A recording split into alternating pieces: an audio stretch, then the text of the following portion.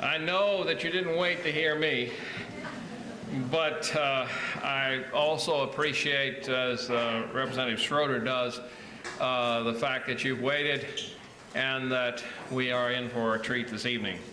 Let me say a few things just to give her time to sit and think a minute about the fact she's here, because we careened through the streets to get here. I assume by now Professor Bolt has told you everything in the way of technical information about other things, who's sponsoring this, but in case he hasn't, I wanted to say to you that you should know that the Virginia Foundation of Humanities and Public Policy, the History Department, and Freeman Lectureships together are sponsoring this lecture tonight, as well as one tomorrow night with Kathy Bonk and Ann Lewis. You can see things about that later. Now, Pat Schroeder began her national political career by winning a seat in the House of Representatives in 1972, the year of Nixon's massive victory. Today, she serves on the Armed Services Committee and the Judiciary Committee, and presides as co-chair of the Congressional Caucus for Women's Issues. A student of history in college, she is a distinguished graduate of the Harvard Law School. Her brilliant career places her in a unique position to seek the nation's presidency, and those of us familiar with that career ardently hope 1988 is that year. Her liberal spirit, her incisive mind, and her wealth of knowledge are joined in an ability at articulation unusual in our current political world. She understands that ours is a nation of laws, not sins. She is quick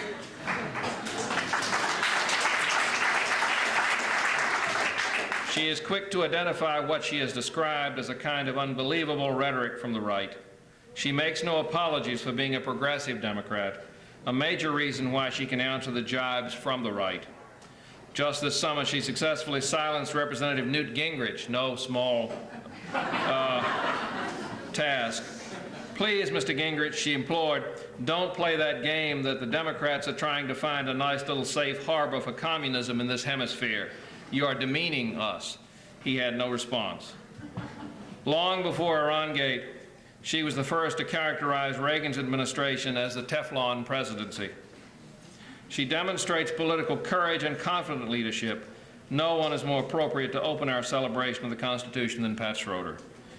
James Madison informs us that the Constitutional Convention adjourned on September 15, 1787, after ordering the document to be engrossed. This took place on Sunday, September 16, just 200 years ago today. And the final version of the Constitution was read and signed on the 17th. In this era of original intent, it is useful to remember Dr. Franklin's opening remarks that day. He confessed, there are several parts of this Constitution which I do not at present approve. But he reminded the assembly of a certain French lady who in a dispute with her sister said, I don't know how it happened, sister, but I meet with nobody but myself that's always in the right. Franklin was, he noted, prepared to doubt a little of his own infallibility and to affirm, quote, I agree to this Constitution with all its faults. Our speaker on this occasion understands our nation as a living, evolving republic, one that will embrace an expansive view of human rights, encouraged by a principled Constitution, albeit flawed by its original treatment of Native American slaves and women. It was then, and it remains, an unfinished mandate for democracy, and therein lies its strength as long as citizens find leadership such as that offered to this nation by Representative Patricia Schroeder of Colorado. Congresswoman Schroeder, we welcome you to the University of Richmond.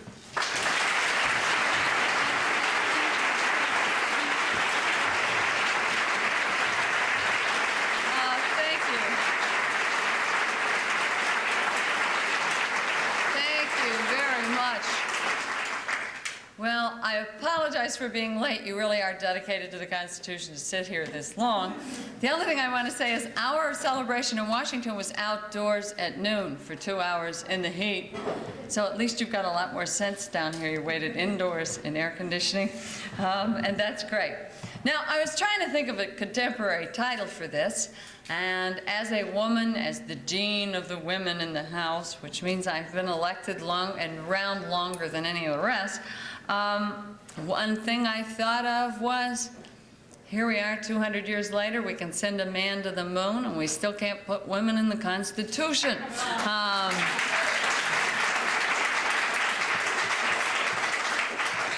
Another little contemporary comment one might make about the document is we've had an administration that every other week it seems like they want to test somebody. They want to give everybody polygraphs one week, drug tests the next week, AIDS tests the third week.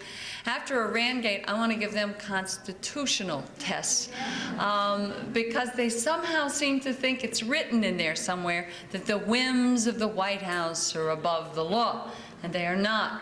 That's the uniqueness of the document. The incredible uniqueness of the document is how well they understood human nature. And apparently they understood human nature 200 years ago as well as they understand it today. So you had this idea that government should be limited and should not be trusted, and that you'd have these nice three branches checking each other. Basically saying no one has the wisdom of Solomon. We all have feet of clay, and that all of us can be wrong some of the time. And in an advocacy system, you go out and advocate, and if you win, fine, and if you lose, you abide by the law. And Ollie North missed that part of the lesson. It's very, very important and brilliant. But as you look at all of that, we miss so much of the historical context upon which it came. The first part that's always frustrated me is that from the day this whole country was formed, we have left out what women really did. Now, not only Pat Schroeder said that, but the son of Abigail Adams said that. He was also a president of the United States. And obviously, Abigail raised him properly. Abigail Adams was the one who wrote her husband at the time the Constitution was being drafted with the very famous comment, "Remember the ladies." The man didn't read the letter, and they didn't. But nevertheless, I guess she gave up on the husband, raised the son right. Her son had always been very, very aware of what women had done. That's great. We have a little excitement. I think we have a food fight going on in the dining room. And so what really happens then is he writes, as President of the United States, how tragic it was that we had lost what had happened with women from the early times of this republic. They had all been written out of history. And so a lot of women have not felt as strongly about the Constitution or the history of the United States because we've always been portrayed as sitting up on a little pedestal with our white gloves on and our little hands folded, and we've done nothing but observe since we got here. You know, the image was that men came over on these tough sailing boats, and we came over on cruise ships, laying around the pool, you know, eating bonbons, getting our hair done at the beauty shop, and our nails done. And if you look at the history of it, it's been entirely different. One of the most amazing things is you can start with the Mayflower. And the Mayflower Compact in the log has one of the things that I think is hysterical. They land, they drop anchor outside of Massachusetts. No one has been ashore yet. There's a big decision as what do you do about this? Who should go ashore first? The men were afraid it could be dangerous and maybe they should go ashore first. But then they decided they really should go ashore in style, and since they had 2 months of dirty laundry, they put the women over the side with the laundry to get the ring around the collar out so they could take it for, you know, God and King in the proper form. So the logbook, honest to goodness, says that the first ones lowered over the boat in Massachusetts were the women to do the laundry, and then they came back, and then the men went ashore. Now, they didn't do that. They didn't do that in Jamestown, I'm sure. I'm sure they were a much classier act if we read the thing. But up north, you know how it is. One of my favorites has always been Strom Thurmond. You ought to have Senator Strom Thurmond down here sometime to tell you how the Yankees won the Revolutionary War, and the problem was it was the people up in Massachusetts who wrote the history of it, so they just rewrote it. Took everything that happened in the South and rewrote it as though it happened in the North. And you would never know that the South had really won the Revolutionary War. But it is wonderful, and he does it with maps and charts. And I saw him do this one night to Senator Kennedy, and I thought I was going to lose it. It was just hysterical. But we have from day one said that women had no part or role in any of this. Well, let's point out some of the things that led up to the Constitution that really did happen. Women got lowered over the side. Somehow they all got into Massachusetts. As you know, the first governor of Massachusetts was John Winthrop. Very proud of the fact that he was a practicing barrister in England, and he believed in the rule of law. And he did just fine. He believed in the rule of law until Anne Hutchinson came. Anne Hutchinson had grown up. Her father had been an Episcopalian bishop in England, and he had been a questioning type of mind and gotten in trouble with the king several times, but nevertheless kept questioning. He raised his daughter to think in the same manner. His daughter had married a very wealthy merchant. They were fine, doing well. One of the young ministers had allowed women to participate more actively in the services. This must have been incredible in the early 1600s in England, but nevertheless she got very much into it. And when that young minister went to Massachusetts, she convinced her husband to sell his business. They packed up all their children and away they went. So they get to Massachusetts. They had a lot of money. They made the mistake of building a huge house right across the street from John Winthrop and his wife. And then the next thing that happened is Anne just figured, well, look, at the end of each sermon, why doesn't everybody come across the street to my house, and I'll explain what really went on. And it didn't take too long till Anne had more people at her house than were going to the church. And so she started adding extra days. You know, if you can't get in on Sunday night, come on Monday night. If you can't get Monday night, she was up to 3 days a week that she was running these reruns. What the preacher really meant, according to Anne Hutchinson. And so supposedly the sermon would be held in the morning, and it would go on for an hour, and a few folks would trickle in, and then for 3 days she interpreted it to all sorts of folks that came to her house, and many more. John Winthrop didn't like this. A lot of the ministers didn't like this. Now remember, they all came here for religious freedom, but thank you very much, not this kind. So a very interesting thing happened. John Winthrop, with all his legal training and everything, decided to try her. And he did it in the normal way of the English common law.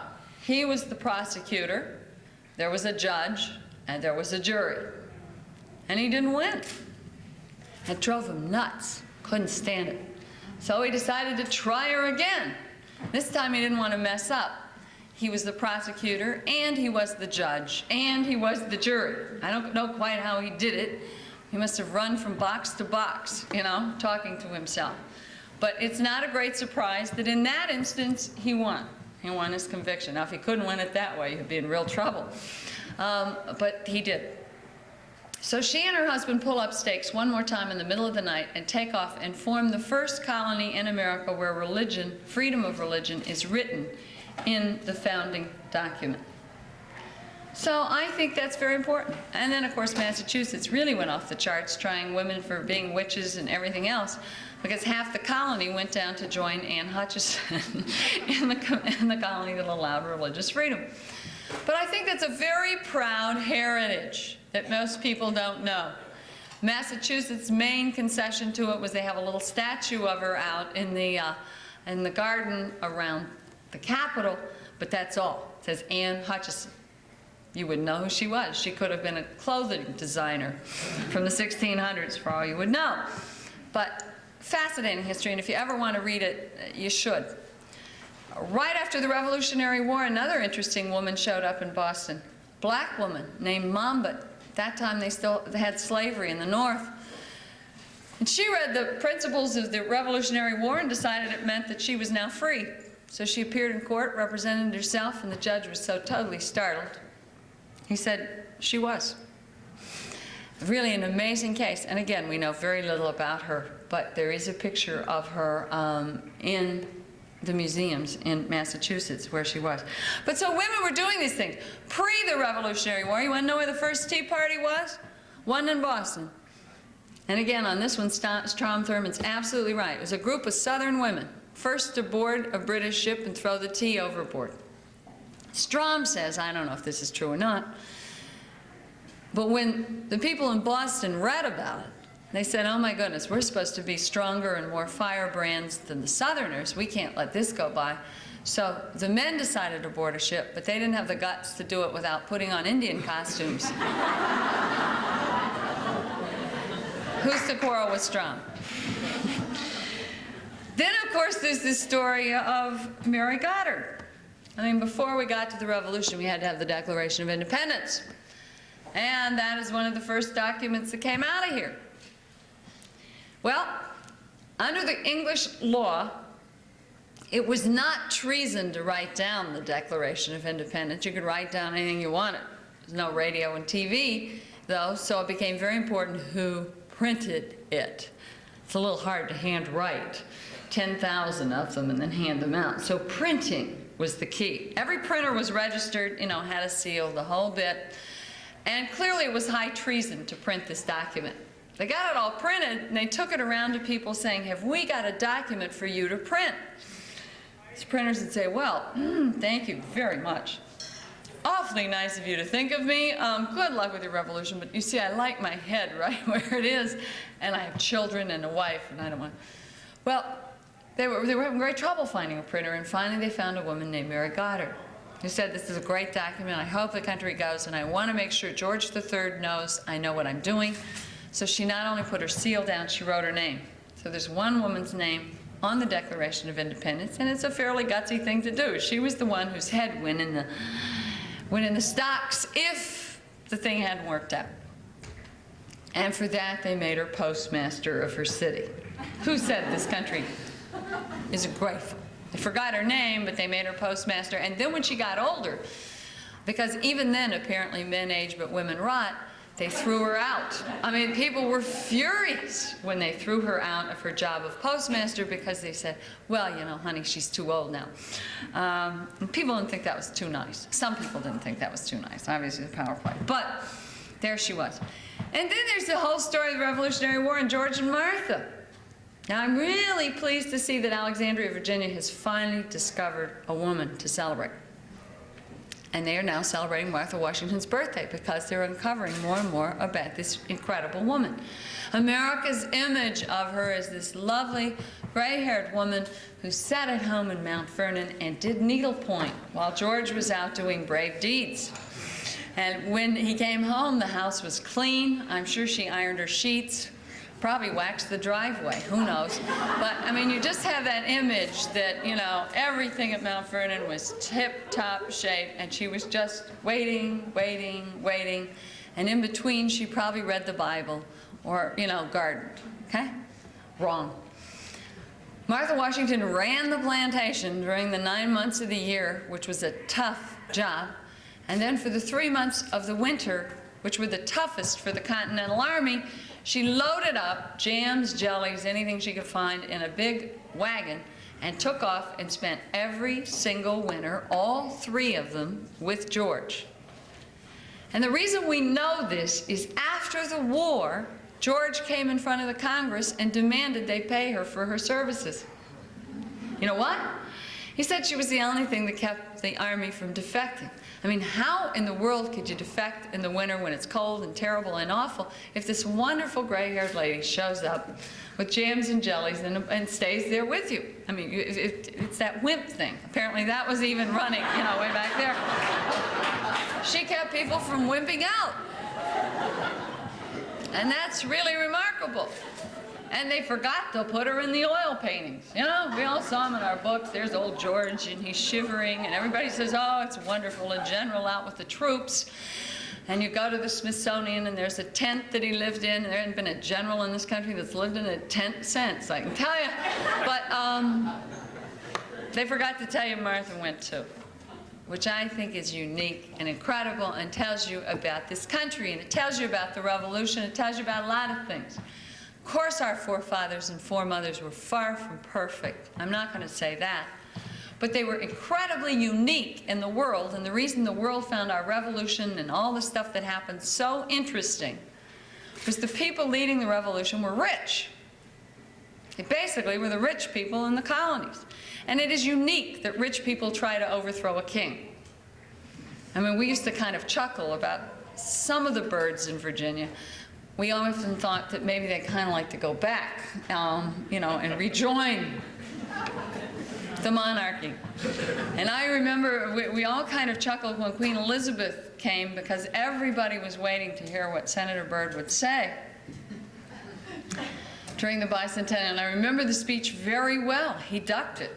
He said, "It would be wonderful if we were still together, but it would be unfair to do to England because we had such a bloody big debt." So it kind of confirmed some of my suspicions that he might have liked the monarchy a little more than the system we ended up with. Maybe that's unfair. But nevertheless, the rich were the ones who led it. And why did they lead it? They wanted to have taxes spent here, not sent to England, to help other people. Amazing. Why in the world did they want to have schools here? All their kids were going to get to go to school anyway. The world hasn't seen that kind of revolution. You know the pattern for the world revolution. You throw the rocks at the guy in the palace. You call him a dictator, a bum, you know, a rip-off, everything. And then the minute you get in there, you do the same thing. Maybe worse. That's what they'd seen. So to see this kind of revolution was amazing. And then when it was over, remember, they went to Washington and they said to him, "Why don't you become king?" I don't think you'd make that offer to any politician today. And especially in that period of time, it was amazing to make that offer to him, because think of the rationale. Of course I should be king. I risk everything I had to bring this country. I've been out freezing, you know, living in the tent. Poor old Martha. Da-da. And he said, "You forgot what the revolution was about." Absolutely not. And then they went to Martha, and they said, "Martha, we want the White House to be classy. No more English, do French. No more cotton, do silk. And no more Virginia reel, we want the minuet." To which she also pointed out they had forgotten what the whole revolution was about. And it was going to be English, the Virginia reel, and cottons. Well, a whole lot of people have recently forgotten what the revolution was all about. And that's why I think it's so important that we have this discussion in its historical context as to what happened. So we get through the Revolutionary War, and we are the Articles of Confederation. And it didn't work in real well. Just imagine what was happening. We had tremendous debts from the Revolutionary War. And all they could do in the Continental Congress is send out a suggestion that states may want to help retire the debt. I hope this doesn't come as a great shock to you, but a lot of states weren't raising their hands saying, "We'll take our share, that's great. You know, we're really pleased. Of course, we want to pay the debt. We're anxious to tax our people. We're sure they'll love it." So people were aware the Articles of Confederation weren't going to work, and that somehow they had to put together a stronger central government. So the first amazing thing is they got anybody to come to the conference at all. That it would probably be very wise to stay away. Once you got trapped into it, you may produce something and you could have gotten in trouble at home politically. So they were very brave to come. They were very brave. First of all, it was hard to travel in those days, although I don't know the way air travel is anymore tonight. I'm not sure. But I got to keep saying, I suppose it was harder to travel in those days, and the concept of going off to Philadelphia is really quite amazing. And to think that governors went, and Congress people went, all sorts of people went up there, and then they spent days in the sweltering heat trying to work out some very sticky problems, and they probably all got in a lot of trouble when they went back home trying to sell it. I mean, if we just remember people like Woodrow Wilson trying to sell the League of Nations, and you know, any new concept is very difficult. Bork has not been able to deal with them, and I am sure at that time the fact that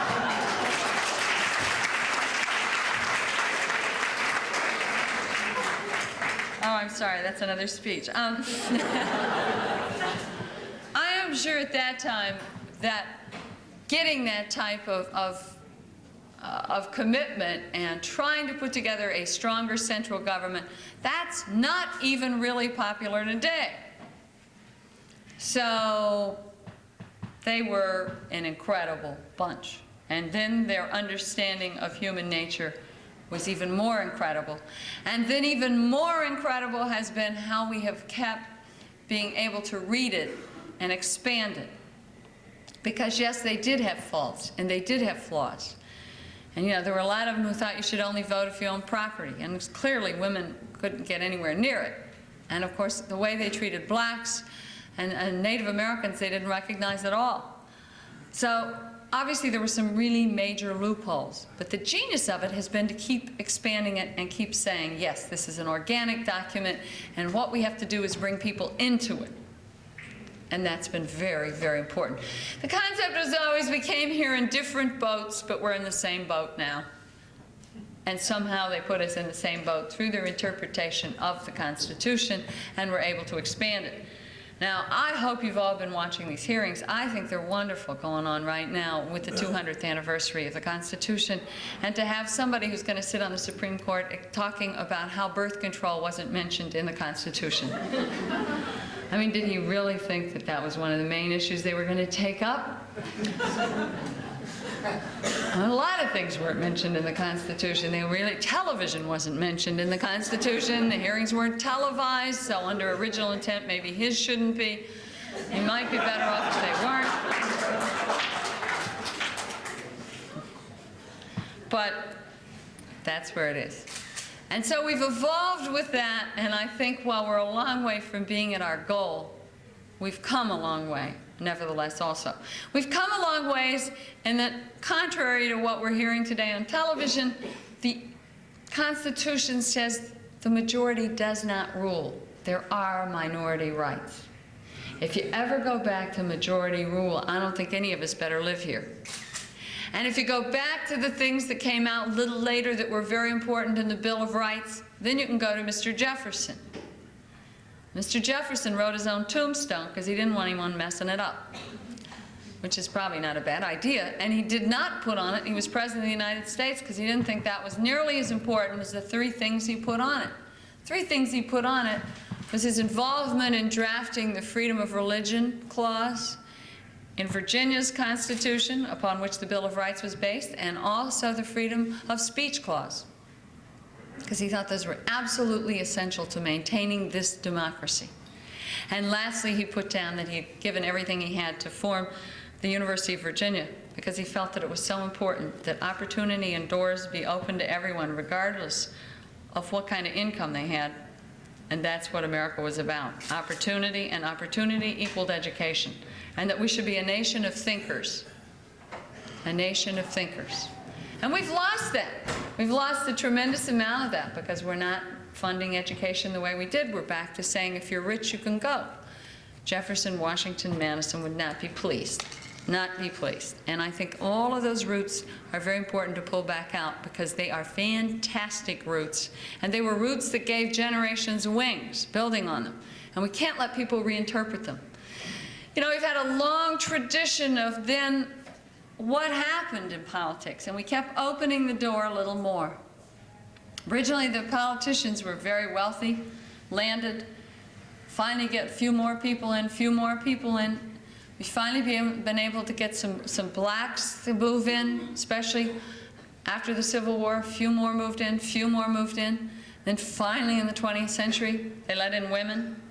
Many days I will get very discouraged on the House of Representatives floor, and I can always go out and look at Jeannette Rankin. There's a statue of her. She was the first woman elected. She was elected right before World War I. And most states hadn't given women the right to vote. Western states gave it first, not for any pure idea, I gotta tell you. I have gone back and read those debates, and I'm sorry to say most of those old ranchers thought that if they gave women the right to vote, more women would move out to the states, and there'd be fewer fights in bars when the new schoolmarm moved in among the men that were there. But nevertheless, for whatever reason, Westerners gave women the right to vote first. So the first thing you do is you have a Western state elect one. Can you just imagine when that poor soul walked on the floor of the House, everybody saying, oh my goodness, look what happened. Give them the right to vote, and they elect one. You know, they elect one. You can imagine how welcome she must have felt to that locker room scenario. And I am sure It was the same with elected black officials coming in to Washington, D.C. They must have felt terrible for many years, but they had the courage to come. Right now, my state has just elected the first Native American, and he's miserable. Where's the open space? He raises horses out on the western slope. The first thing he went and asked for the dress code. He said, wait a minute, we don't wear neckties. He said, well, you wear neckties here. He said, I'm sorry, you know, we wear string ties. So he finally got the speaker to change that. He did cut his pigtails because people were giving him such a fit about it in Washington, D.C. Isn't that amazing? I mean, that's amazing. We still can't deal with a Native American in Washington, D.C. But this Native American is like no one else. I mean, this Native American was an Olympic gold medal winner from Colorado. He makes the most fantastic jewelry I've ever seen. He speaks Japanese. I mean, the guy's brilliant. And he's probably a whole lot smarter than any of us living out there with his horses, and I think he's contemplating that as he goes back into Washington every week from the western slope. But nevertheless, America should have obviously more Native Americans, not fewer, and we're still trying to adjust to that in the nation's capital. You wouldn't even know we had any in this country if you visited the capital. They're very few and far in between. And of course, Hispanics have had the same problem of getting recognition. In politics, we've got a terrific problem because of the money problem of people moving in, and because people say you're not electable and you don't look like, then you can fill it in. Governor, president, congressman, senator. Now, what do they mean by you don't look like one? I think we know. I think we know. I always said in my state, before I ran, I was totally frustrated by the process. We would have brochures from the Republican side and the Democratic side. Front page was always the same. It was a male person running down the steps with a dome over the back, tie loosened, collar loosened, coat over shoulders. You could just see the energy coming down, right? Then you opened it up, and inside there was the same person with senior citizens. You always had to be with a policeman to show you were for law and order, with children, and usually in a grocery store. And then on the back page was the first time you knew whether it was a Republican or a Democrat. In Colorado, you have to have an outdoor statement. We're environmentalists. We think we're the lungs of the nation and so forth. And the first time you knew whether it was a Republican or the Democrat was the back page, because Republicans were always on a horse and Democrats were on a bike. Beyond that, you could not tell. So when I ran for Congress, everybody said, but you don't look like a congressional candidate. They were right. I mean, I had brochures up to here from every single race, and they were right. I didn't look like it. And I would have people say to me, why are you running as a woman? So very seriously they ask the question. And you look at them and you kind of say, oh, I didn't know. From the moment of conception, I didn't know I had a choice. And I'm sure that the Native Americans get that. We had a brilliant man who had been in several accidents and is now confined to a wheelchair, is badly burned and everything else, run for Congress in Colorado, and just couldn't make it. People just couldn't deal with a handicapped American going to Congress. He probably would have worked harder than anyone else, you know, but they still couldn't deal with it. And you know what he used to do?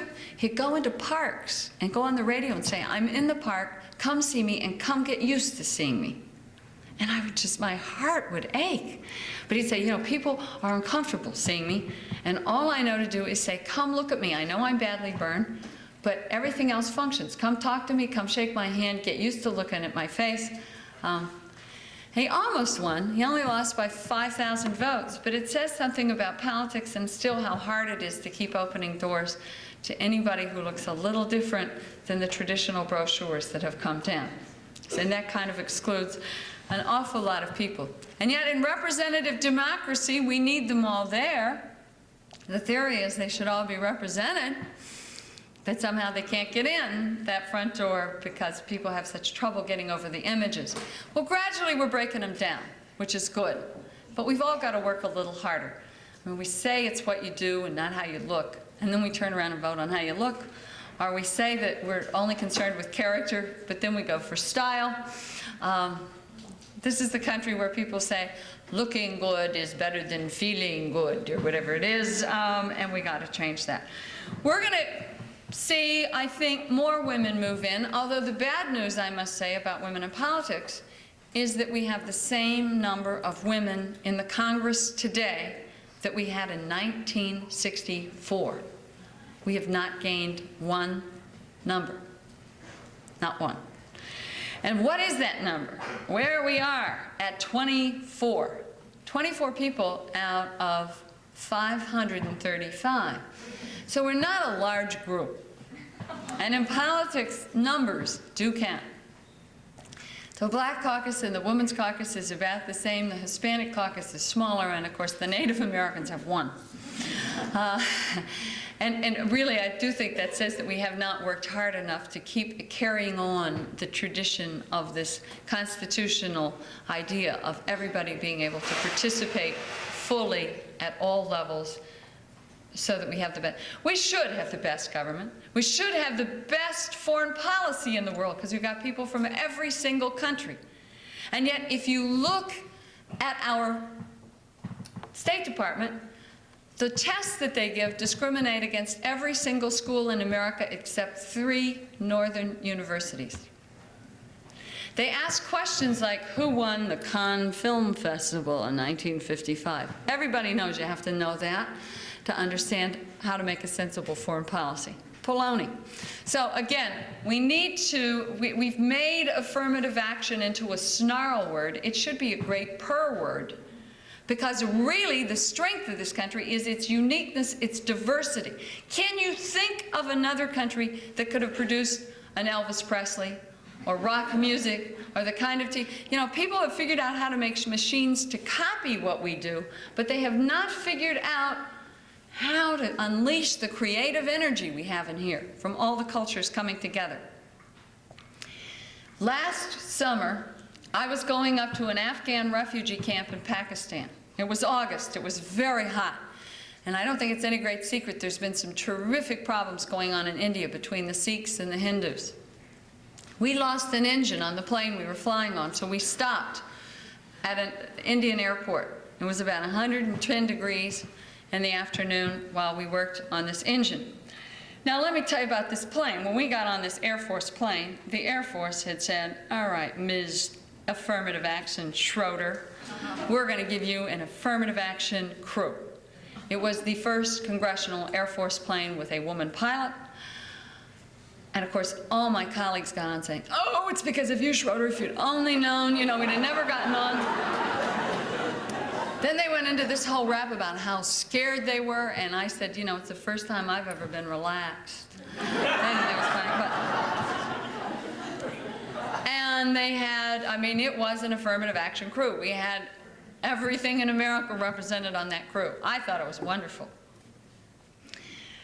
So here we are, and this crew all tumbles out, and they're working on the engine, and I look over here, and here's the whole Indian Air Force standing there watching and watching and watching and watching.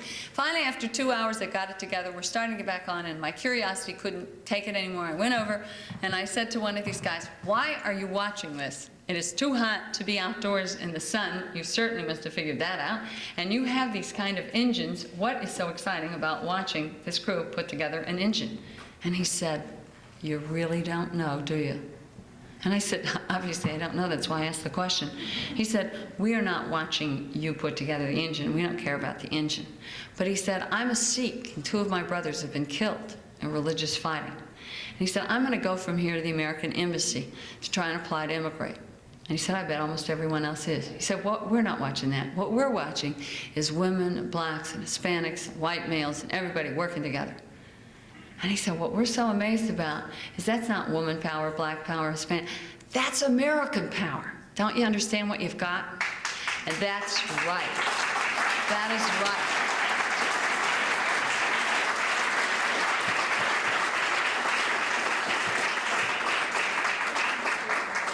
And I guess I want to say on this 200th anniversary of the Constitution with the Bork hearings going on, we can't forget it.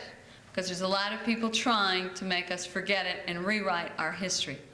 Our history has been one of moving, of trying to include more people, and really when you think of what we have gained by bringing that diversity together is wonderful.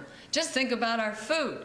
My word, our food of 30 years ago that I grew up on was awful. Thank goodness we brought some new folks to this country who cook better. I got awful tired of meat and potatoes and meat and potatoes. And now, I mean, I don't think there's another country in the world where you can eat such exciting, wonderful foods or have such exciting and wonderful culture, and on and on and on. So we should be proud of it, and we should not be backing people trying to roll back and say, everybody, get back in your place. This is the last locker room. It isn't a locker room, it's a country. And it's a great country with terrific roots. And those roots have given lots of people wings. And for the ones who haven't gotten them yet, we got to figure out how to get them. And that's really what it's all about. So let's not let people get so excited about the Constitution and then proceed to do everything they can to undercut it. If they're going to wave the little flag and get all excited about it, make sure they understand what it's about. They will tell you I'm a liberal, I say I'm a conservative. I think conservatives defend the tradition. The tradition of the Constitution has been inclusive and moving to be expansive. The people who try and redefine it and say, no, no, now America is only big enough for one religion, is running contrary to our entire history. They're not a conservative, they're a radical. Anyone who is saying that America is now only big enough to have your government be your nanny, and it must move in, and your government must tell you how to pray, when to pray, what to do in your bedroom, and every other such thing. That is not traditional. That is radical. That is absolutely contrary to what those people had in mind when they put together the Constitution. They figured everyone in America already had a mother, and they didn't need another one coming down from Washington, D.C. That you limit the government.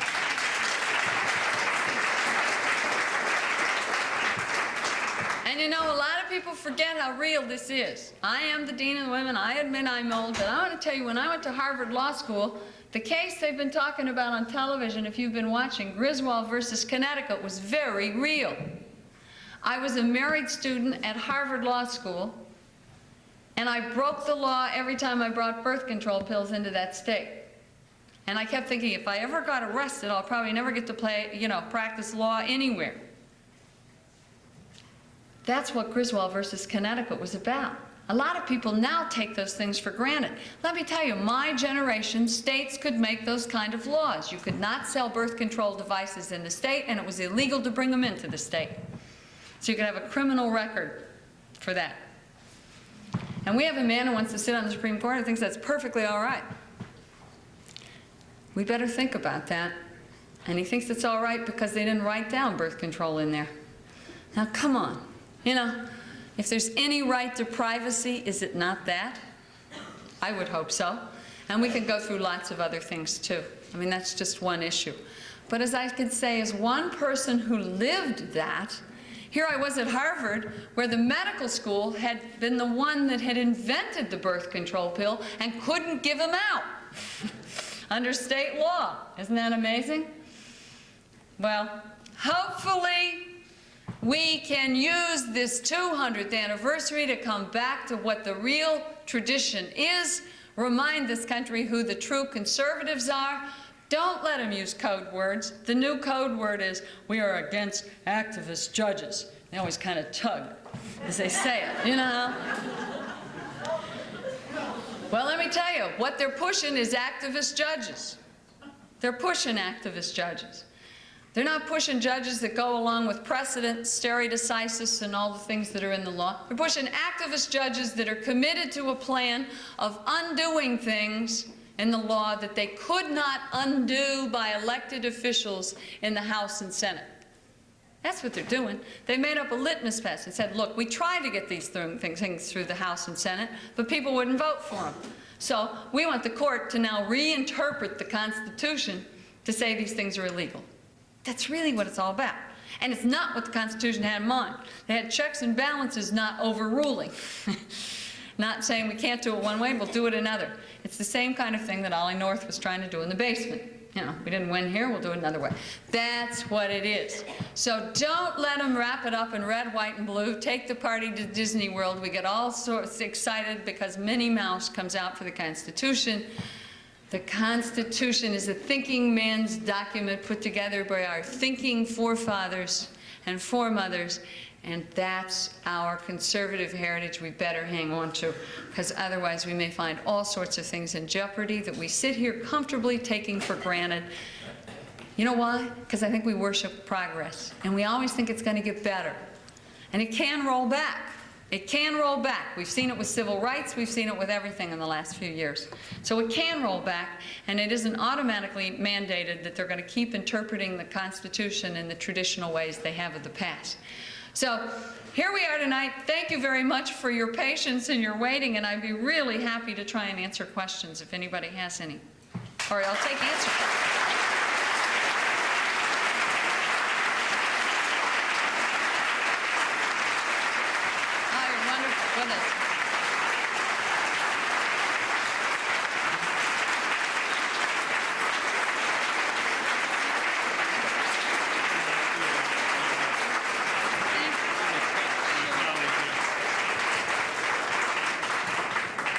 We had promised that you would have a chance to ask questions, and we're going to do that. We would also know that we had promised that the press would have an opportunity to ask questions, and so if in this situation Pat Schroeder has to get back to Washington, and so we don't have, my colleague Professor Bolt should know that we don't have to get her to the airport by 8:02. But we are going to take a few questions, and I'll let Representative Schroeder field the questions while I do a couple of things so that I can make sure she gets out of town. So it's all yours. That's what we say out west, get out of town before sundown. I missed it. Yes, sir, way back there. I have a question in the context of your historical exposition and about the Constitution being in jeopardy by interpretation. About a month ago, I first learned that there is a plan to call a new constitutional convention. The 34 state legislatures have ratified the call. 36 are needed to call a constitutional convention. Virginia has ratified this call. This was sort of a sleeper. I never knew it existed. But then about 2 weeks ago, President Reagan, in a speech, declared that he wished to get a balanced budget amendment through with line vetoes. And if the Congress wouldn't do this, we could call a constitutional convention. The question I have is, when the Articles of Confederation were not working, the convention was called to amend the Articles of Confederation, not to write a constitution. That's right. They went ahead and wrote a constitution. If we call a constitutional convention now, would that not give them carte blanche, open a Pandora's box of rewriting the Constitution, emasculating the Bill of Rights and other things? I would like to hear your comment. Absolutely. I mean, I think a constitutional convention is a very scary premise. We have a way of amending the Constitution that we have used. There's two ways. One is the way we normally use, which is the House and Senate pass it by 2/3 vote, and then it goes out through the different legislatures. And that's how we've done it. So it's not like this thing is locked in cement. We have amended it. But we've never done the second one, which is the Constitutional Convention. And no one knows exactly how it would happen, what the rules would be. Clearly, the whole Constitution will be laid on the table to open up. And one of the scary things, as you well point out, very often they'll do a poll asking people whether or not they approve of the Bill of Rights, and a very large number will say no. That's scary. And I think it's because we don't talk about the Constitution enough. People really don't understand it, and they don't think it applies to them until suddenly they're in trouble, and then they want it real bad. But they don't understand how it applies to them, and when you say we're going to have a lecture tonight on the Constitution, people's eyes glaze over. You know, oh, wow, I think I remembered I left something on the stove. Bye. That's why I'm amazed there's so many of you here, because I usually figure, oh, the Constitution will be lucky to have 25 people. But we don't talk about it enough, we don't understand it enough, and to unleash that kind of thing, you can get every kind of crazy thing you want. It can suddenly become looking like the Manhattan phone book. So my response to all of that is, first of all, there's nothing in the Constitution saying the president can't write a balanced budget. He can write it tomorrow. It is portrayed as though he's not allowed to unless he gets it changed. There's no restrictions on how a president writes his budget. And what I really see happening is everybody's looking for a reason why they couldn't do it. Well, it's not the Constitution. Second thing is, it's very different at the federal level from state levels. States do have constitutional amendments that they should be balanced, and that's fine. Mine does too. That's terrific. But states are not accountable for defending this country in time of war, nor are they accountable for what you do about the economy in time of depression. So that's a little bit different than a state. Because at the federal level, we would not have been able to go into World War II, because we couldn't have paid the debt. Or we wouldn't have been able to pull out of the Depression because we couldn't have run the debt. So you have to have a different, and so then if you put any kind of hole in there saying for national emergency, they'll define everything as a national emergency, and you'll never get a balanced budget either. I mean, the way you get a balanced budget is people vote against spending. Simple. Very simple. I have a more fiscal conservative voting record than Jack Kemp. It drives him crazy. He hates it when I say it. But there's one way you get a balanced budget. Just say no. You don't need it.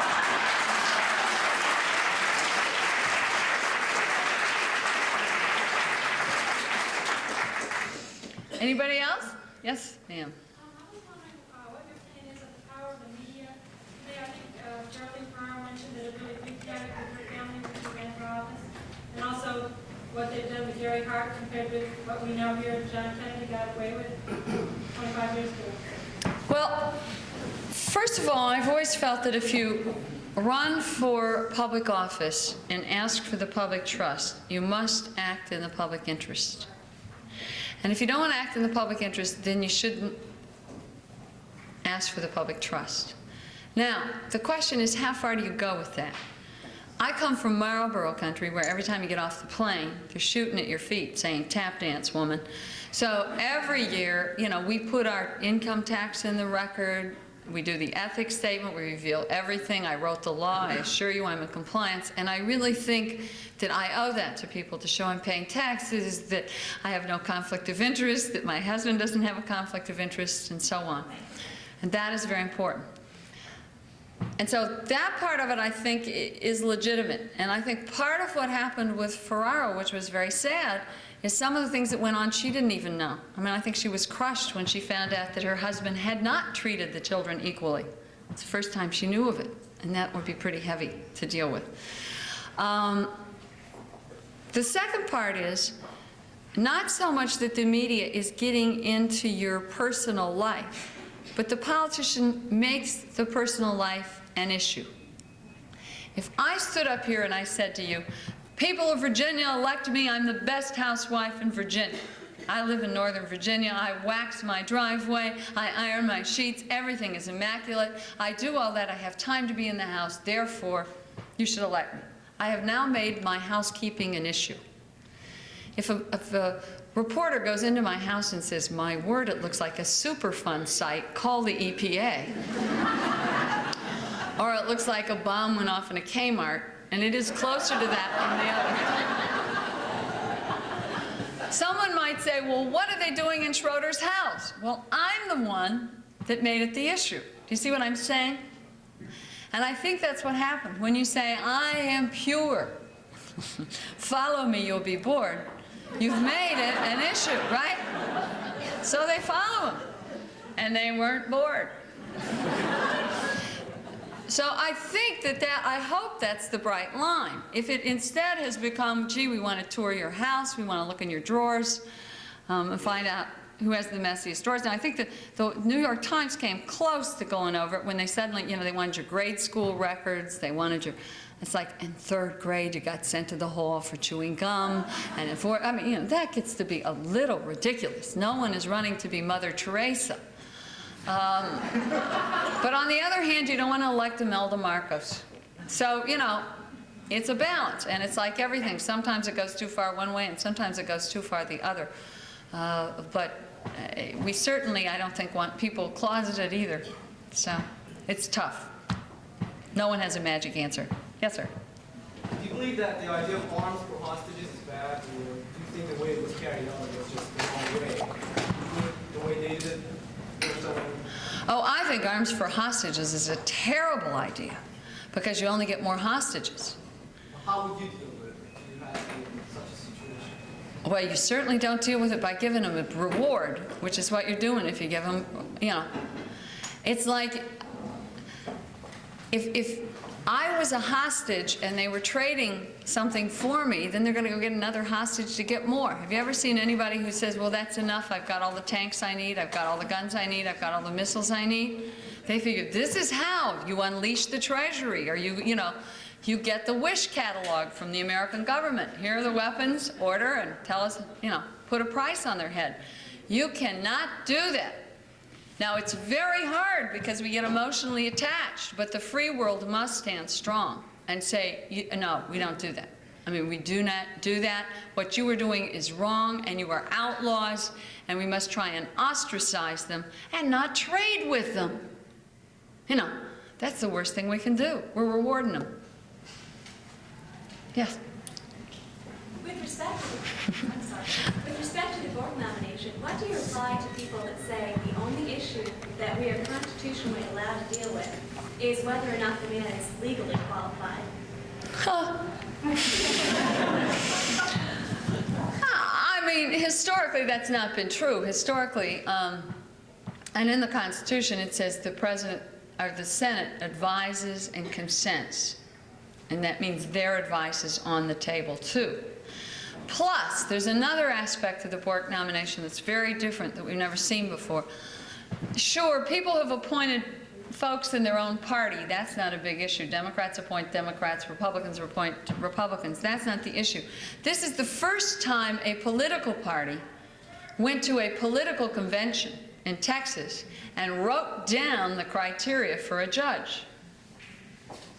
And it's not whether or not they had any qualifications. Everybody's going to have legal qualifications, or they would not have become a lawyer. You know, I mean, what does qualified mean?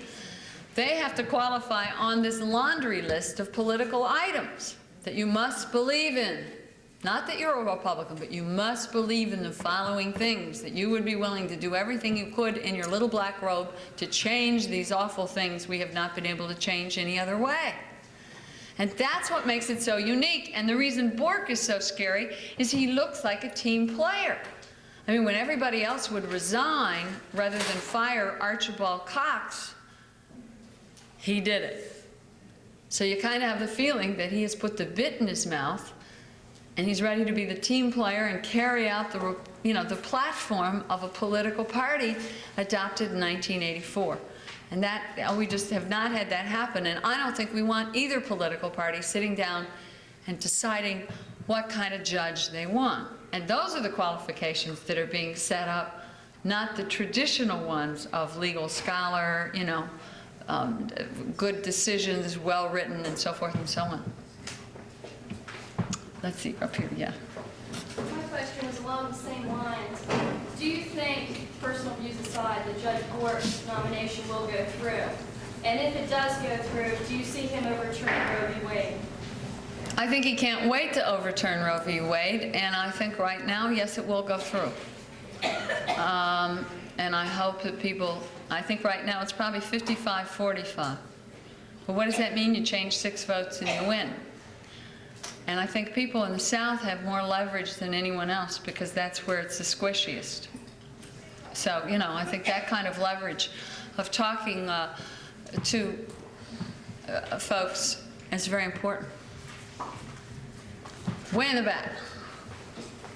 Yes, you said you had a lower spending record than Jack had. How would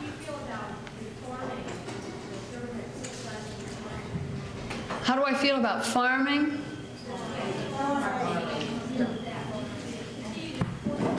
I'm sorry, I just can't hear. I think my ears are still plugged from the airplane. Would you continue to support the farmers? Would I continue to support farmers? Sure. I've got farmers out in my district. Let me tell you what I think the farm problem is. The farm problem is not tied to subsidies. We have done a terrible thing to farmers. The farmers don't want to rely on subsidies, and we've made them into subsidy junkies. I think what this federal government should have done is make them, or keep the markets they had.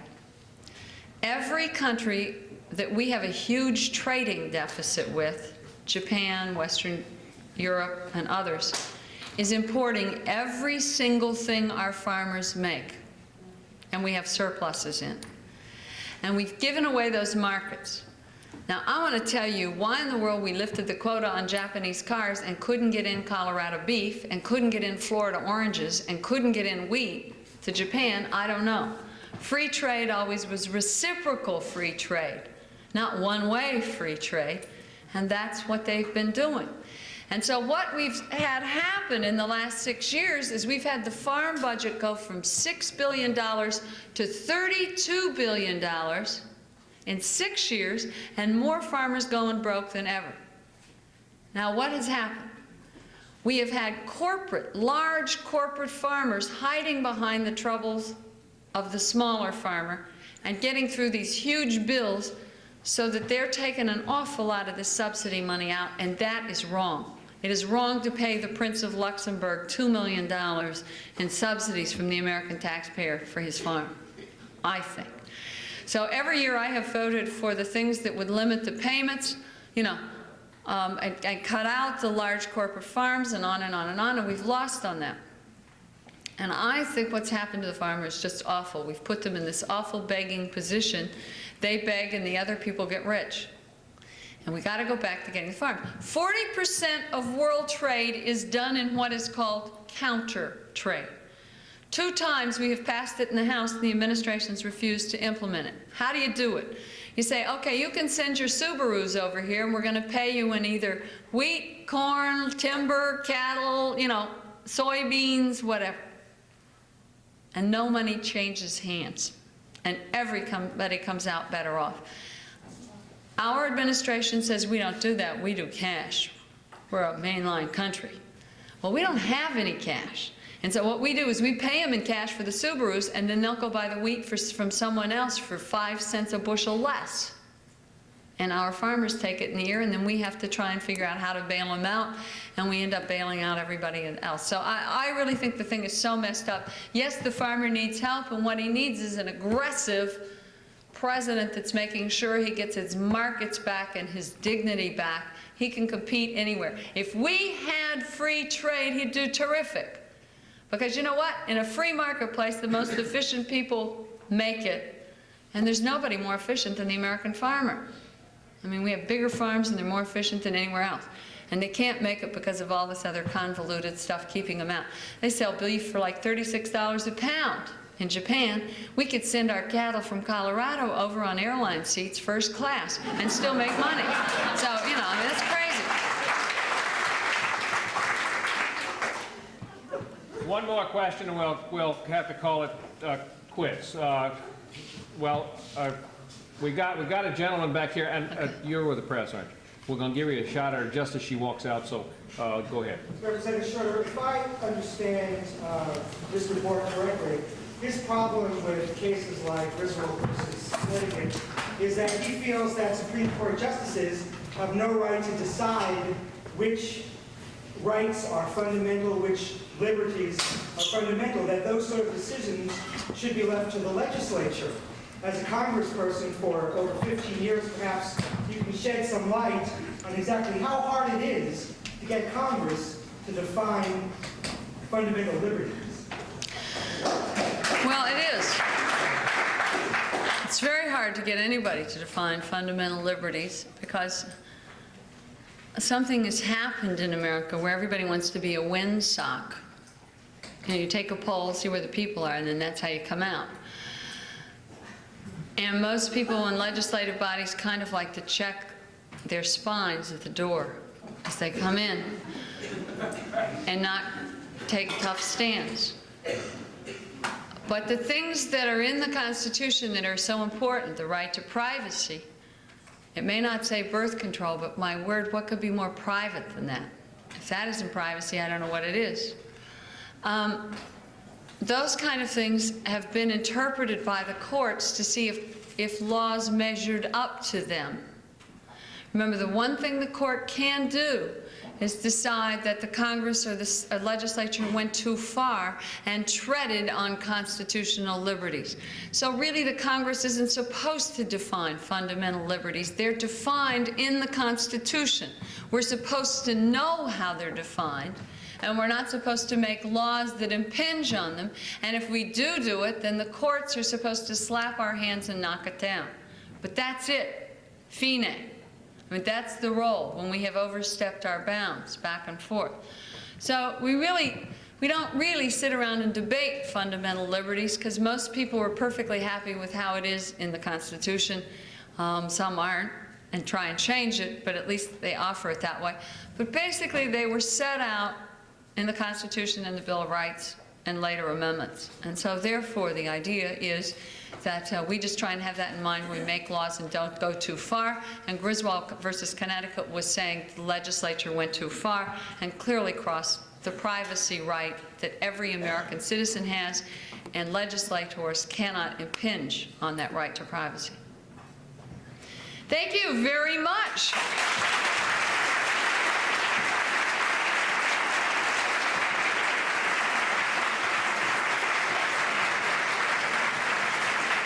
Thank you.